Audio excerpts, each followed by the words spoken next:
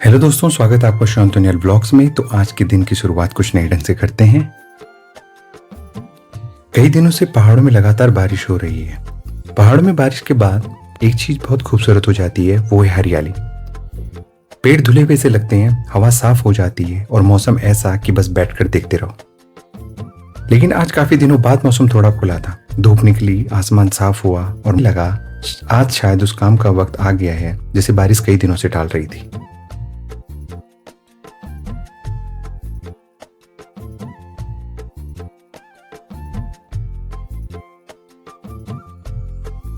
पहली नजर में गार्डन काफी हरा भरा लग रहा था, लेकिन थोड़ा पास जाकर देखा तो समझ आया कि ये हरियाली सिर्फ खूबसूरती नहीं है, काफी काम भी छोड़ गई है। घास जरूरत से ज्यादा बढ़ चुकी थी, हर तरफ बारिश का असर दिखाई दे रहा था और अब इस पूरे गार्डन को वापस थोड़ा संभालना था।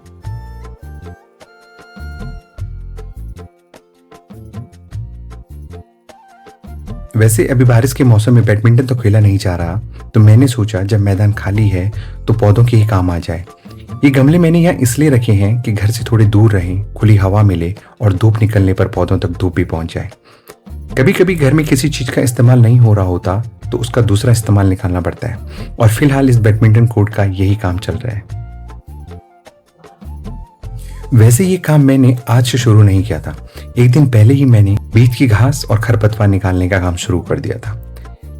लेकिन उस दिन धूप इतनी तेज हो गई थी कि कुछ देर बाद काम रुकना पड़ा। सोचा था कल पूरा कर देंगे, लेकिन पहाड़ों के मौसम ने शायद कुछ और ही सोच रखा था।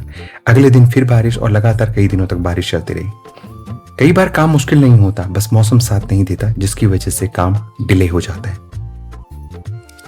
इसी बीच अनार के पेड़ की तरफ नजर गई। बंदरों से बचाने के लिए इस पर जाली लगाई हुई, तो अनार के लिए भी यह लगा दिया। लेकिन बारिश और हवा के बाद पेड़ में काफी सारे पत्ते जाली में जमा हो गए थे।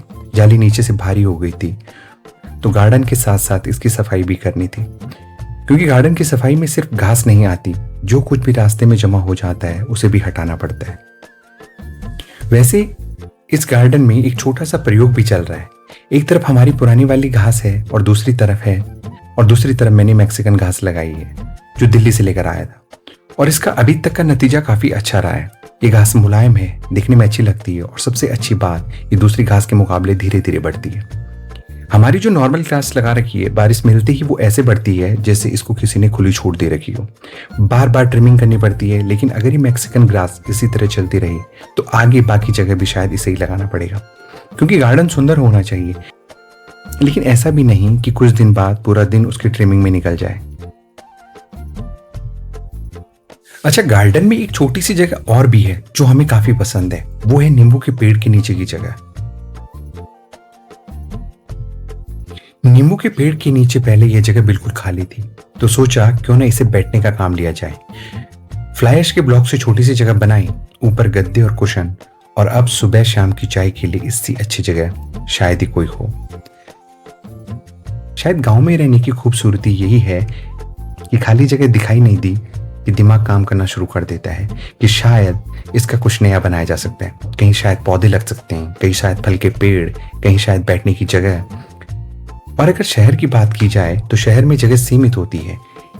यहाँ जगह है तो अपने हिसाब से उसे बदलने की आजादी भी है, और शायद इसी वजह से गार्डन हमेशा अधूरा ही अच्छा लगता है, क्योंकि इसमें अगली बार कुछ नया करने की गुंजाइश हमेशा रहती है। हम अपने गार्डन में हमेशा कुछ ना कुछ नई चीजें करते रहते हैं, और इसी बीच हमने गार्डन में छोटा सा पानी का फाउंटेन भी बनाया था। अपनी तरफ से छोटी सी कोशिश की थी, लेकिन अभी कुछ समय से इसमें पानी नहीं चल रहा है। सोचा पहले गार्डन को ठीक करते हैं, फिर इसकी भी खबर लेते हैं। अभी इसकी कहानी यहीं रोकते हैं, क्योंकि अभी काम काफी बड़ा है।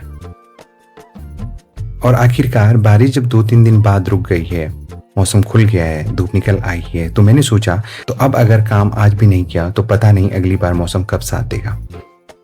तो इसके साथ ही हम काम शुरू करते हैं। तो चलिए फिर इस सुहाने दिन के साथ काम की शुरुआत करते हैं। तो सबसे पहले घास काटने की मशीन निकाली, दस्ताने, मास्क, जूते और पेट्रोल। सारी तैयारी पूरी हो गई है। क्योंकि देखने में घास काटना आसान लगता है, लेकिन जब मशीन हाथ में लेकर मैदान में उतरते हैं तब पता चलता है कि असली खेल क्या है। तो फिर क्या था, मशीन शुरू की और फिर शुरू हुआ असली काम। शुरुआत में सब आसान लग रहा था, लेकिन जैसे जैसे काम करते रहे और पता चला कि घास भी घनी होती जा रही है, कहीं खरपतवार, कहीं पत्थर और कहीं ऐसी जगह जहां मशीन को भी संभाल कर चलाना पड़ता है। इसमें सिर्फ मशीन चलाना ही नहीं होता, इसे सही एंगल पर चलाना भी होता है। जरा सा तिरछा हुआ तो कटिंग बराबर नहीं होगी, इसलिए यहाँ जल्दी से ज्यादा जरूरी है सही तरीके से काम करना। इसके साथ ये भी ध्यान रखना पड़ता है कि लगातार पत्थरों पर ये कटर की जो रस्सी है वो लगे ना। और काम के बीच में फिर आया पहला झटका, जहां रस्सी पत्थर से टकराई और मशीन की रस्सी टूट गई। अब मशीन बंद, काम बंद, रस्सी खोलो और नई रस्सी लगाओ और फिर से शुरू करो। घास काटने में सबसे ज्यादा समय कभी कभी घास काटने में नहीं जाता, छोटी छोटी परेशानियों को ठीक करने में चला जाता है। और तभी लगातार काम करते करते धूप ने अपना रंग दिखाना भी शुरू कर दिया। पहाड़ों में ठंडक होती है, लेकिन इसका मतलब ये नहीं कि यहाँ धूप हल्की होती है। जब धूप निकलती है तो काफी तेज होती है। पेड़ के नीचे बैठो तो तुरंत ठंडक महसूस होती है और बाहर निकलते ही फिर से वही तेज धूप। एक वक्त पे लगा कि शायद घास काटना बंद कर देते हैं, पहले धूप से बचना जरूरी है। तो कुछ देर काम को रोकना पड़ा क्योंकि धूप हद से ज्यादा तेज थी। कुछ देर बाद फिर छांव आई और मशीन वापस शुरू। लेकिन हर जगह मशीन नहीं चलती। पेड़ों के किनारे, गमलों के आसपास और छोटे छोटे कॉर्नर में हाथ से ही काम करना पड़ता है। कहीं कैंची, कहीं हाथ, और कहीं बहुत धीरे धीरे, क्योंकि यहाँ एक छोटी सी गलती किसी पौधे की पूरी मेहनत खराब कर सकती है। अब घास तो कट चुकी थी, लेकिन अब सबसे इंपॉर्टेंट काम था सफाई का। पूरे गार्डन में कटी हुई घास फैली हुई थी। झाड़ू उठाया, एक एक हिस्सा साफ किया और फिर एक बार पीछे मुड़कर देखा। कुछ घंटे पहले यही जगह घास से छुपी हुई थी और अब वही गार्डन वापस दिखाई दे रहा था। लॉन साफ, गमले साफ, पेड़ साफ और बारिश के बाद की हरियाली भी अपनी पूरी खूबसूरती में। यही वो पल होता है जब दिन भर की थकान थोड़ी कम लगती है, क्योंकि मेहनत तब सबसे अच्छी लगती है जब उसका नतीजा सामने खड़ा हो। कई घंटे लगे इसे फिर से ठीक करने में, लेकिन शायद बात सिर्फ इतनी ही नहीं थी कि घास काटनी थी। कुछ जगह ऐसी होती हैं जिन्हें हम सिर्फ साफ नहीं करते, उन्हें फिर से अपना बनाते हैं। आज की मेहनत पूरी हुई, अब बस शाम की चाय बाकी है। और शायद इसी के लिए तो ये सब किया था, क्योंकि पहाड़ों की कहानी कभी खत्म नहीं होती, बस अगली बारिश के साथ फिर से शुरू हो जाती है।